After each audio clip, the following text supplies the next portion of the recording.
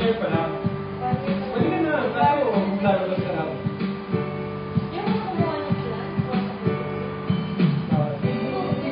bumili na yun. Ang laki eh, umaabot ako ng 1 million. Hindi na nagkakaroon.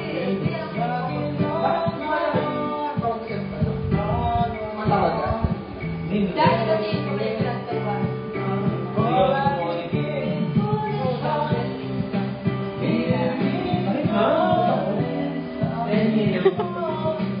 Naka-trading ako, never pa ako na-mix.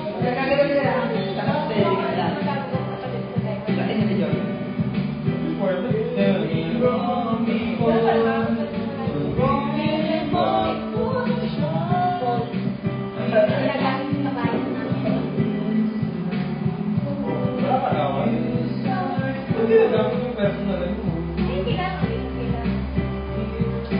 mo na nalawan. Ako kaya ako hindi nalawan kasi sinabi ko eh. Kala ko daw umalat ng dati.